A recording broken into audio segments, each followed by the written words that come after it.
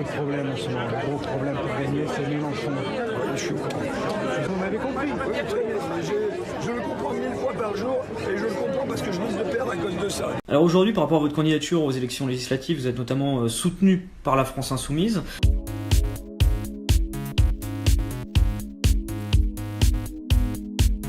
C'est quoi être un insoumis en fait finalement? En tout cas, je n'ai pas entendu d'être soutenu par la France Insoumise. Je suis aussi par le Parti communiste, par Ensemble et par Europe Écologie Les Verts, pour être insoumis. Quand tu fais des mouvements, tu sais que tu vas devoir rentrer dans quelque chose, quoi, que tu vas avoir des obstacles. Il faut vivre avec des obstacles. Et par exemple, dans les luttes de Jean-Luc Mélenchon, sa personnalité, vous voyez des convergences, c'est un exemple, Il y a du tempérament. C'est pas évident, il faut voir ce qu'on peut se prendre dans la figure, même quand tu fais des petites luttes locales et quand tu es candidat au niveau local, tu te prends quand même des trucs, bon, faut être costaud, bon, bah il y a du tempérament, il tient debout quoi, le bonhomme. Donc voilà. Et qu'est-ce qu'il peut faire mieux justement? Qu'est-ce qui, selon vous, dans quel domaine il va pas assez loin par exemple? Oh, j'en sais rien.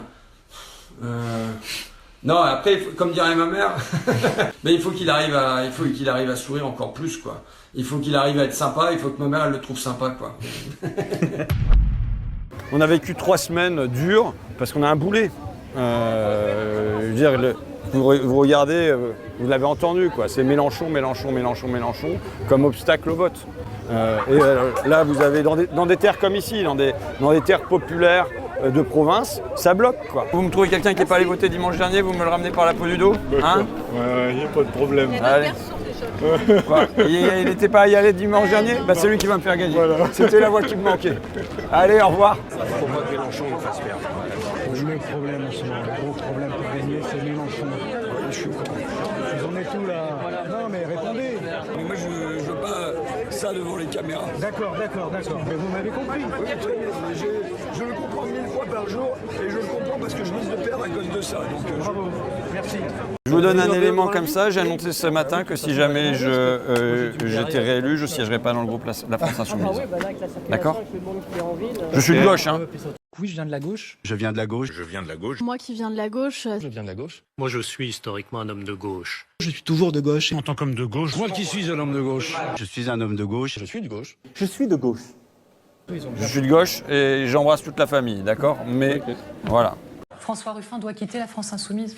Je crois qu'il en est parti tout seul, alors donc il n'y a même pas besoin de lui demander de la quitter. Il a dit qu'en toute hypothèse, il n'avait plus rien à voir avec ça. Nous l'avons investi. Je ne sais pas ce qui me vaut de sa part une telle hargne, parce que c'est parce que la France Insoumise l'a investi une première fois, et une seconde qu'il a été élu la première. Mais je ne dirai de mal de personne, même pas de François Hollande, qui vient pourtant d'en dire beaucoup de moi. Jean-Luc Mélenchon n'est plus dans le jeu, il n'est pas l'homme du consensus. Voilà. Alors le consensus n'est pas mon but. Je pense que c'est une idée qui n'est pas démocratique, le consensus. Je ne connais pas de dirigeant, de président, de premier ministre qui ait fait consensus en France. Ça n'existe pas. Le principe de la démocratie, c'est que des points de vue différents se confrontent et sont conduits à s'exprimer, à se trancher par des votes. C'est le principe de la démocratie. Le consensus, c'est la situation dans laquelle on est obligé de se taire. Celle d'ailleurs dans laquelle on voudrait me mettre. Donc, il ne faut pas juger de la situation de cette manière. Je crois que ceux qui m'agressent comme ils le font quand ils sont à gauche, commettent une erreur contre eux-mêmes. Car de nombreuses personnes qui peuvent hésiter, est-ce que je vote insoumis ou pas, ou est-ce que je m'abstiens, peuvent se dire, ah ben s'ils s'entendent pas entre eux, ou on va comme ça. Ou bien ceux qui sont insoumis, qui votent insoumis et qui le font parce qu'ils sont convaincus au bout de 3 élections présidentielles que le mouvement insoumis représente ceux qui les représentent le mieux. Ces gens peuvent se dire, mais pourquoi vais-je aller voter pour des gens qui insultent nos principaux dirigeants. Voilà pourquoi, moi je recommande qu'on arrête ça. On ne se rend pas service en faisant ça. Et puis, quand quelqu'un de droite ou d'extrême droite, et il y en a dans tous les milieux, je veux dire dans les milieux populaires aussi, disent « Ah ben Mélenchon, on ne veut pas en entendre parler ». Ben, peut-être bien, mais peut-être que dans d'autres milieux, c'est l'inverse. La confrontation. Ou bien, faut-il se repérer seulement sur les gens qui ne sont pas d'accord avec vous? Si on me dit, monsieur Mélenchon, vous avez tort sur ceci et cela, eh ben je m'explique. Et après, je convainc ou je ne convainc pas. Faisons confiance au dialogue, à l'activité, à la politique, dans ce cas-là, de démocratique. Bon, faut que je vous prévienne, Yoann, il est énervé là, il a vu un vieux montage des discours de Mélenchon en 2017 et je sais pas pourquoi ça l'a remonté. Putain, mais vous avez vu ce qu'ils disent les bourges en ce moment là? Genre, tu sais, ils pleurent comme des victimes contre le Rassemblement National, mais ils choisissent quand même de chier sur Mélenchon quelques jours avant les élections. C'est bizarre ça, hein? D'un coup, tout le monde dit que Mélenchon est un antisémite. T'as BFM là qui titre une citation de Finkielkraut, comme quoi Mélenchon ferait fuir les juifs s'il était élu, et t'as même Rutel Krief, en bonne militante macroniste pro-État israélien, qui s'énerve quand un candidat ne veut pas attaquer Mélenchon. À votre avis, quel sujet, monsieur Jouvet? de ne pas comprendre. À votre avis, quel sujet, monsieur Jouvet? À votre avis, quel sujet? Non mais sérieusement, à votre avis, quel sujet? Et là-dessus, t'as le retour du Parti Socialiste, quoi. Moi, je pensais que c'était terminé ce truc-là, mais non, les revoilà. L'intensité de la propagande pro-État israélien, devenue une propagande anti-LFI, est si forte qu'elle permet au PS et compagnie d'aller dans les télévisions pour condamner Mélenchon et donc d'exister politiquement. Ruffin obtient des reportages de TF1 à condition d'insulter Mélenchon, Corbière et Carrido sont défendus par Hanouna et compagnie. Alors entre les médias de milliardaires, les médias d'État et les médias du petit réseau parisien, on a du pluralisme, on est content, c'est sûr, en France, hein. Et nous, on est comme des cons à regarder ça à la télévision, sur internet et à s'énerver sur Twitter contre des bots qui mènent la danse, quoi. Et le résultat, c'est ça, le retour de François Hollande, interviewé par BFM, qui raconte n'importe quoi. À la télé, il a même du mal à défendre le programme du Front Populaire, alors que c'est exactement le même que celui du PS en 2007. Voilà donc Mélenchon, c'est 16 ans de combat pour relever le drapeau, et au final, on a quoi? Eh ben, toujours les mêmes médias qui décident de toujours les mêmes polémiques pour mettre au final en avant François Hollande qui défend un programme digne du Parti Socialiste, quoi. Non mais c'est pour ça, ça m'énerve ces trucs-là. Là. Bon, et sinon ça te dit un truc, la loi de Murphy? Quoi? Tu sais, le truc d'Interstellar qui dit tout ce qui peut arriver, arrivera. Je veux dire, si les bourges ont d'immenses médias, rien ne les empêche de faire ce qu'ils font, dénigrer avec leur machine médiatique leurs principaux opposants politiques. Donc, si LFI veut être le principal opposant, eh bien il va falloir qu'ils apprennent à surmonter ces attaques. J'ai rien compris à ce que t'as dit là. Bon, bah tu peux pas espérer gagner l'euro si à un moment donné tu te donnes pas les moyens de battre l'Allemagne. Ah ok, ouais c'est mieux comme ça. Mais pour mieux comprendre ce qui se passe, on peut regarder le passé. En 2016, Mélenchon et ses potes créent la France Insoumise. Ils veulent profiter de la mort du Parti Socialiste et de la désorganisation des partis d'extrême gauche. Ah oui, je me souviens, ça parlait genre de constituants, ça critiquait les médias, ça organisait partout des groupes d'action là. En 2017, Mélenchon disait « pas de tambouille, de l'action, on n'attend pas les consignes, on centralise tout sur la question du programme, on passe dans les médias, mais surtout, on développe nos propres réseaux sur Internet ». D'ailleurs, Mélenchon expliquait toute leur stratégie directement sur sa chaîne YouTube pour qu'on comprenne pourquoi il fait pas la primaire ou pourquoi il fait pas d'union, etc. Le mouvement insoumis, c'était une machine de guerre créée autour de Mélenchon pour gagner l'élection présidentielle par effraction. Et ça a fini à 600 000 voix seulement du second tour. Hein. Sauf que cette ligne populiste, elle a pas duré. Hein. Après 2 échecs au présidentiel, LFI a sorti la marmite et invite ses potes. Pour les législatives de 2022 et 2024, c'est le retour de l'union de la gauche. La tambouille reprend pour se partager les circonscriptions dans le secret des réunions parisiennes.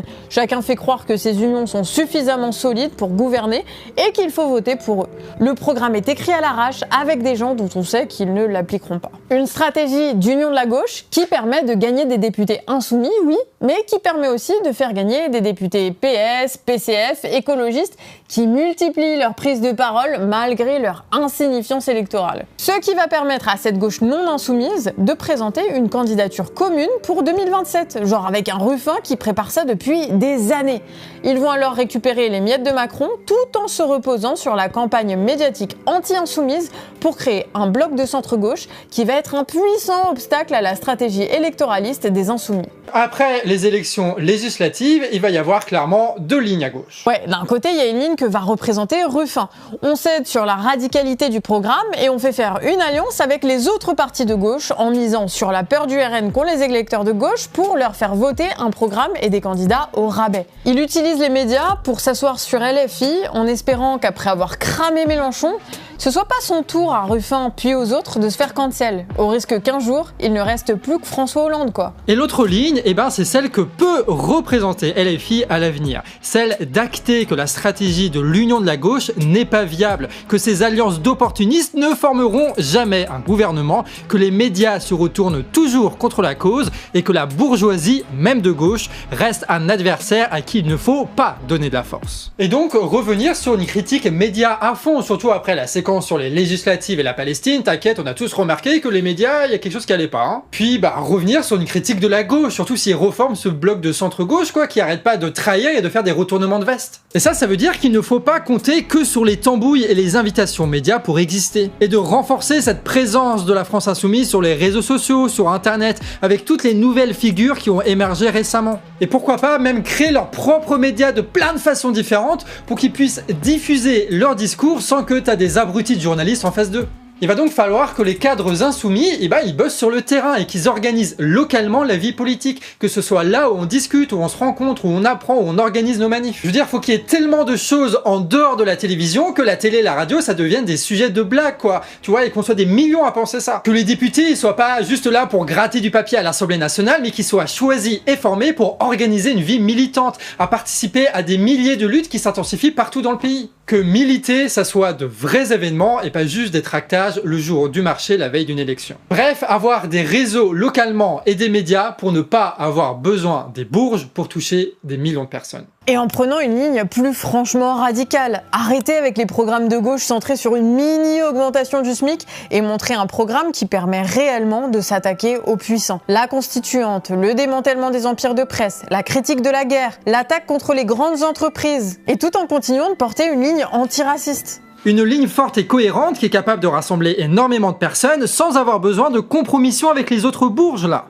Ce qui peut très rapidement porter ses fruits envers une partie de ceux qui vont être déçus par le Rassemblement National si Bardella obtient Matignon. Le type, il va rien changer et il va falloir sortir le bazooka, non pas pour réunir la gauche bourgeoise, mais pour réunir tous les déçus, les abstentionnistes, les ambitieux qui veulent profondément changer cette société. C'est peut-être ça, au fond, le dernier combat de Mélenchon. Construire une vraie indépendance politique, histoire que son héritage ne soit pas juste un nom ou un groupe parlementaire. Bref, qu'ils assument un petit peu d'être un mouvement de masse et de porter un peu plus loin encore le mouvement social. Et s'ils le font pas, il faudra qu'on s'en occupe parce qu'on va pas attendre que d'autres personnes fassent le boulot à notre place non plus. Hein. En tout cas, ce qui est sûr, c'est qu'ils peuvent assumer ce rôle-là. Après, est-ce qu'ils le feront ? Ça, on sait pas. Mathilde Panot, là, ce qu'elle dit, c'est que, en fait, si c'est juste incarner un vote barrage et que c'est pas une incarnation d'une gauche qui veut changer la vie des gens, qui veut gouverner le pays, etc., la possibilité de mobiliser, y compris sur son propre socle, est moins grande. Un vote par défaut ne fait rêver personne. Donc la question pour elle et pour les élus du nouveau Front Populaire, c'est d'incarner la gauche. Nous sommes le seul rempart à une majorité absolue du Rassemblement National.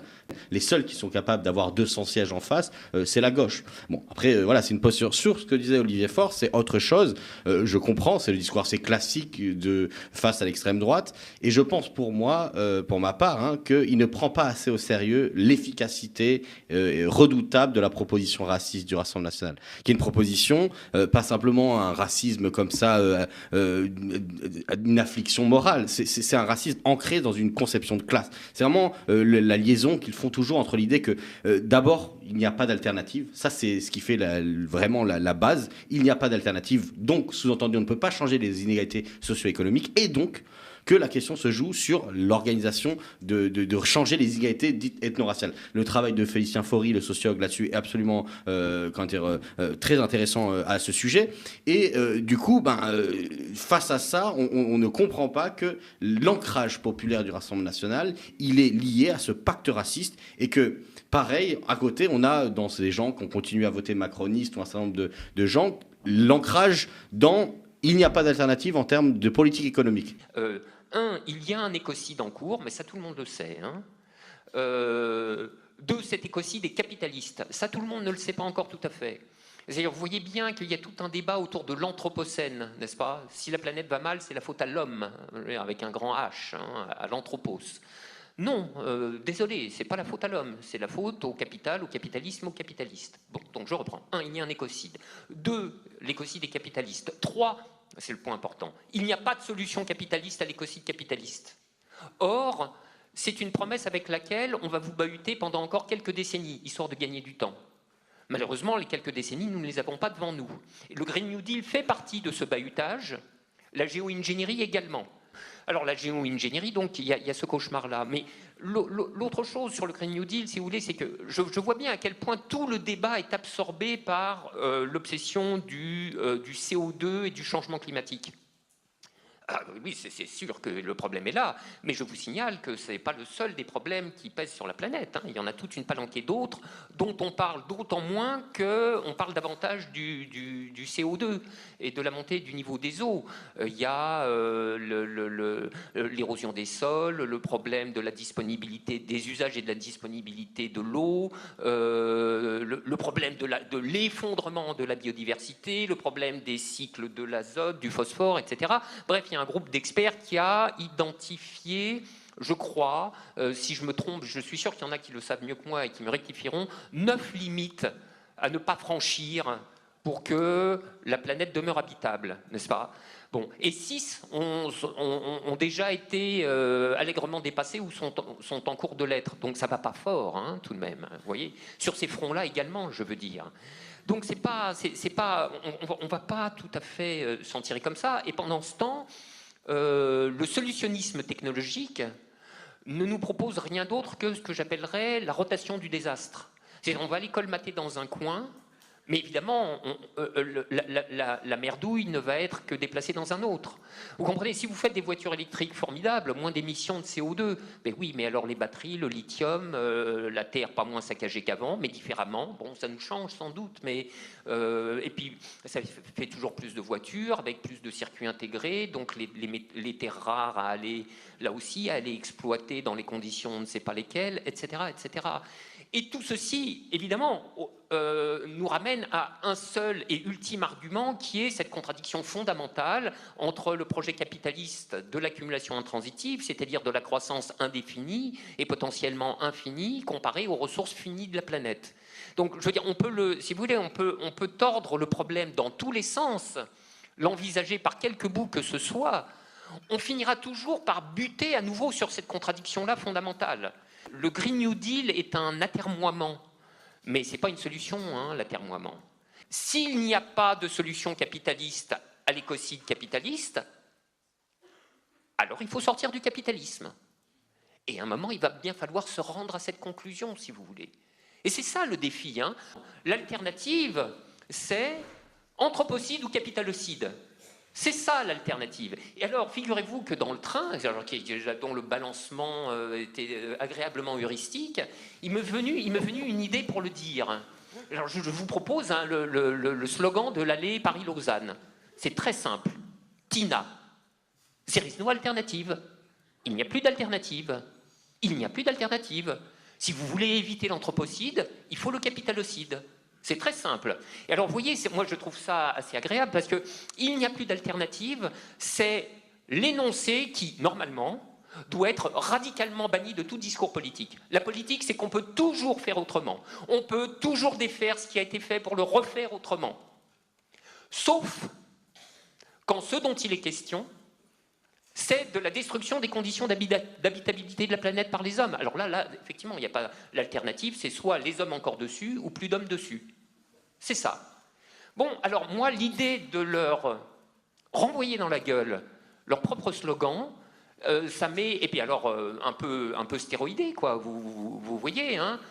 C'est pas comme, je veux dire, bon, là, j'aime assez. Donc, je pense que je vais m'occuper à populariser ce nouveau et original slogan dans l'avenir. Voilà. Je pense que, par exemple, si on regarde une partie de la base macroniste, on verra les comportements de vote, mais il y a une partie qui n'adhère pas à ce pacte raciste, mais ils adhèrent à cette idée qu'il n'y a pas d'alternative en termes d'ordre économique. Et c'est pour ça que tout l'enjeu de la gauche, c'est au-delà de dire ce sont des gens contre qui on doit se battre, qu'on doit défaire dans les urnes et dans la société, c'est de comprendre que la proposition ne peut pas simplement constater qu'il s'agit d'un vote raciste ou constater que il faut s'attaquer à ce TINA, encore une fois, à ce there is no alternative, parce que c'est en le faisant tomber dans une partie des catégories intermédiaires, notamment qui vont voter Macron, qu'on peut essayer de choper ceux qui sont progressistes dans cette Macronie, peut-être ceux qui viennent justement de cette illusoire, en tout cas un peu ridicule aile gauche de la Macronie, mais en tout cas ceux qui ont été qui sont provenus du social-libéralisme, qui ont quand même quelques tabous, on va dire. Et de l'autre côté, ça n'empêche pas qu'effectivement, il y a sur ce pacte raciste des possibilités de continuité, dans le sens où si le Rassemblement national a siphonné Reconquête et surtout une partie de la droite, c'est parce que, bien entendu, qu'il y a un alignement idéologique des droites entre eux sur la base, on l'a déjà dit plein de fois sur ce plateau, mais xénophobie, néolibéralisme, autoritarisme. Ça, c'est le triptyque et ils sont à différentes nuances. La question, c'est comment on fait péter à gauche cette idée qu'il n'y a pas de possibilité de transformer les inégalités sociales et qu'en plus, de l'autre côté, on tient la ligne antiraciste de on lâche rien. Et sur ça, la proposition de la gauche, à mon avis, il y a de quoi l'étoffer et il y a de quoi lui rendre un caractère qualitatif supérieur. Je pense effectivement qu'il y a la difficulté, et vous aviez parlé tout à l'heure de fragilité à l'intérieur du nouveau Front populaire, c'est encore une fois cette instabilité entre une aile modérée qui cherche une voie d'apaisement à la crise politique, un moyen de penser qu'on va pouvoir sortir de la crise actuelle avec des logiques de compromis face à une bourgeoisie complètement radicalisée, et de l'autre côté, une aile qui est entre guillemets plus radicale et qui travaille ses contradictions sociales et qui n'a pas peur de la confrontation à l'agenda du pouvoir. Si on regarde les mouvements électoraux et les augmentations de participation, notamment dans un certain nombre de quartiers populaires, les gens ont plutôt quand même eu le réflexe d'un survote, d'une surmobilisation par rapport à d'autres législatives, y compris dans ces quartiers populaires, parce que ils sont aussi tenus par la peur, l'identification du danger, etc. C'est par contre vrai que ce qui est valable et sur ces questions, que ce soit les questions de violence policière et de, en fait, la nécropolitique, pour reprendre le terme de Achille Mbembe, cette idée que le pouvoir est utilisé contre les corps et contre les vies, et que c'est pas une question de variables, ce sont des êtres humains, voilà, et que les politiques publiques ont des effets concrets sur leur vie et leur capacité de vivre, de façon différenciée. C'est aussi ça le racisme, c'est le poids de la mort qui ne tombe pas de la même manière sur tout le monde. Et il faut aussi que la radicalité, encore une fois, sur la question économique, elle se fasse pour dire qu'encore une fois, si on ne brise pas et chez les potentiels progressistes qui votent encore pour le bloc central parce que sur une logique de classe et ailleurs, il n'y a pas de possibilité de résister à ce truc dans lequel, dans une situation où on dit aux gens il y a une pénurie des ressources et des droits disponibles, les faire changer d'idée sur l'idée que du coup il faut sacrifier certains, donc les étrangers, donc les assistés, donc ça ne peut pas, si on n'a pas fait sauter cette idée de il y a une pénurie de ressources et de droits disponibles.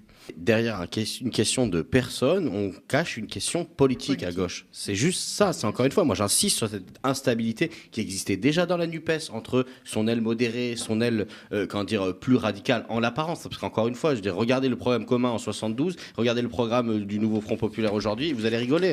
Je veux dire, c'est pas non plus la révolution soviétique et on peut peut-être le déplorer. La question n'est pas là. Donc derrière la question du Premier ministre et la petite guerre qui se fait, bien sûr qu'il y a des questions de personnes, mais prenons au sérieux l'idée que derrière il y a aussi une question politique entre la tentation dans une partie de la gauche de se débarrasser de cette aide radicale. Je suis désolé. Mais faire quoi? Pour faire une grosse coalition à l'allemande? Pour l'instant, en tout cas, pour essayer de se recentrer, parce que ce sont des gens qui, dans le camp social, sont minoritaires. Le PS, à part sa notabilité médiatique et dans l'espace institutionnel grâce à des deals, il est fini. Regardez la jeune génération. Personne ne sait qui est le Parti socialiste. Personne ne veut du Parti socialiste et il n'a pas d'avenir là-dedans. Les Verts, c'est un peu différent, mais ils ont un jeu fin à jouer entre la galaxie écologique extrêmement mobilisée et d'autant plus dans une direction de rupture avec les soulèvements de la terre, un certain nombre d'initiatives et ce qu'ils ont jusque-là proposé avec des fois des points d'attache à la gauche quand ils ont choisi Yannick Jadot, etc., qui étaient plus proches de la culture de la gauche social-démocrate. Et en vérité, c'est sur cette bataille-là que se joue aussi la possibilité d'un gouvernement à gauche plus tard, parce que